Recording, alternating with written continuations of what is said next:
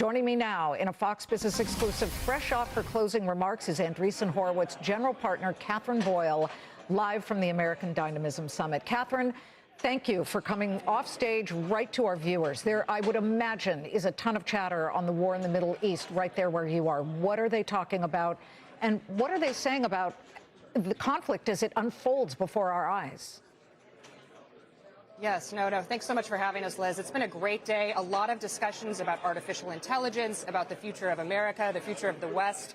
But there's been a huge focus on munitions, on making sure that our stockpiles in America are moving faster, that we're investing more in munitions, missiles, defense, the things that really carry us forward in times of war. Obviously, it's been more than 72 hours. There's been lots of developments on the ground. But I think that what we've taken away as investors is that we need to keep investing in the national interest. We need to keep investing in defense, and that these technologies are crucial in a time of war. Well, along with the investment theme, you've put out a list of about 50 different companies that are building technology in these sectors. What is exciting about some of these? I mean, give us a sense of what some of these innovations can do for protecting the West. Absolutely. So we had Saronic on stage today, which is building autonomous surface vessels. When you think about how to secure maritime environments, you don't want massive aircraft carriers that are sitting targets when you can destroy an enemy's weapons or an enemy's boat with an autonomous boat. And so we're investing in companies that are thinking about how do we build hundreds of ships as quickly as possible? How do we operate them autonomously with an artificial intelligence? And how do we make sure that we protect our assets across the globe using these attritable systems? So that was a great conversation with Dino Mavroukas, who's the CEO and founder of that company. But we've thought a lot about, air, sea, space, all of the domains that are critical for focusing on an operation of this enormous size. Who is showing more innovation? The big names like L3 or Northrop Grumman, Lockheed Martin, or the smaller companies out there that you're investing in? Well, the truth be told, you need both. You need the companies that are building the exquisite systems, that are building aircraft carriers and fighter jets and things that can be used in these very, very dangerous environments. But you also need startups that can build the attritable systems, that can build for wars of mass, as they're called. They can go from 1 to 10 to 10,000 of something very cheaply. We often like to point to Elon Musk as sort of the founder of this style of manufacturing, of how quickly can you build something and can you make it attritable? Can you make it cheap? And can you make sure that you can get it deployed as quickly as possible? A lot of our companies have gone to the school of Elon Musk. They understand how to manufacture for production, and that's what they're doing across hypersonic weapons. That's what they're doing across satellites. That's what they're doing across critical technologies that are being used in this operation. Let's be clear, though. It takes a while for a startup to ramp up manufacturing. I've been covering Elon since 2005-06, SpaceX out in a hangar in California, and it took a while, certainly years, to ramp that up. Maybe that's where the partnership between the bigger names and the smaller companies can really work to ramp up the churning out of these things on the assembly line. What is the most exciting innovation that you've seen so far at the conference? Well, I'd say there's a lot of innovations that have been talked about, but I think the theme of the conference and the thing that everyone is talking about is artificial intelligence. Of course, how it will be deployed by the Department of War, that's, of course, a big story that's happening now. And I think resoundingly what we're hearing from our founders is that the Department of War needs to be in charge of the chain of command. They need to be able to use these technologies in a way that only they can. And that has been a debate and a theme of the conversation, and it will only become a more important conversation in perpetuity of how AI systems are deployed throughout the Department of War and these operations. We've got an investor audience watching right now, and you having been in on the early stages of SpaceX, now there's talk of the IPO, could have a $1.75 trillion valuation, and people are saying that could actually be justifiable. Billion, I'm so sorry. According to a PitchBook analyst.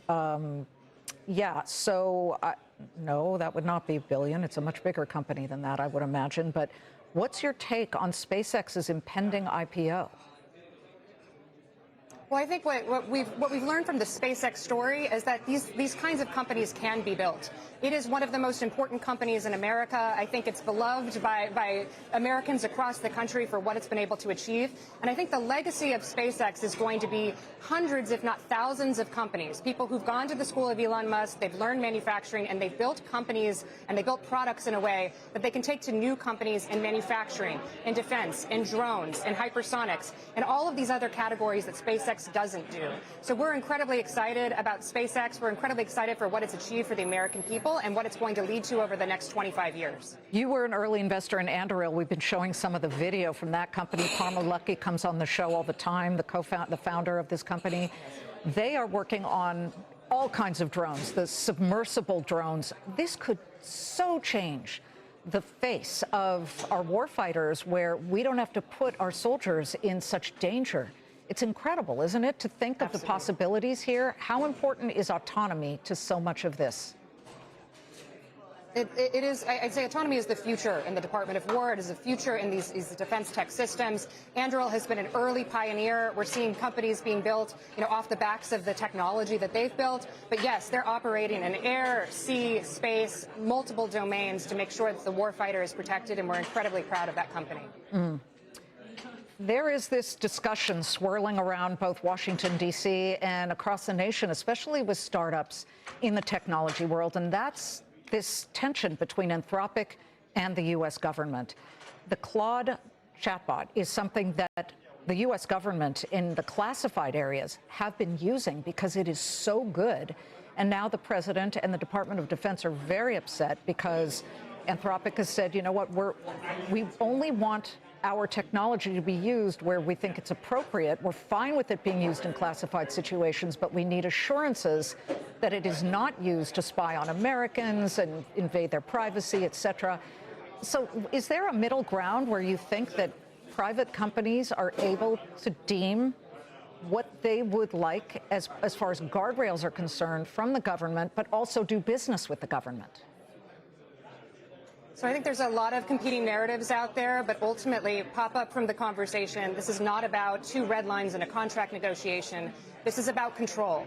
This is about who is going to control the kill chain, who is going to control the chain of command. I think most Americans agree that it should be the elected officials at the Department of War, the people who are appointed by democratically elected officials, not billionaires in San Francisco. And I think there's a cultural clash happening now, but ultimately it comes down to this is a conversation about the chain of command and who is controlling that technology. I think companies want to work with the Department of War. They ultimately want to serve their government. And we're going to see more and more companies enthusiastic about working with the Department of War and making sure that our warfighters are safe.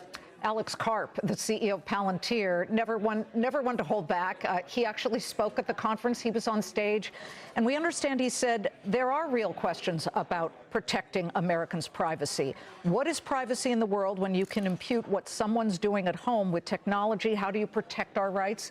It sounds like he understands the discussion and the push and pull of these discussions. Absolutely. And of course, we call him the OG American Dynamism company. Palantir has been working with the Department of War and different agencies for 20 years. They understand how to do this. They do it, in accordance with all of the laws. They do it in a way that I think, the Department of War has been enthusiastic about for many, many years now. And so I think in some ways, Palantir is an example that you can do business with the Department of War. You can work on these thorny issues. You can work on things that protect the warfighter and the American people, and also lead a very diverse team. Palantir's got thousands of employees. They have very different views, very different backgrounds, and very different politics, and they all come together on important missions. I think Palantir is the company that exemplifies what we should be seeing with these companies in Silicon Valley. It sure is. It's fascinating to watch Palantir from the early stages to where it is now. Thank you so much for stepping off the stage and coming to our viewers, Katherine. Very exciting and, yes, dynamic event there. Thanks so much, Liz.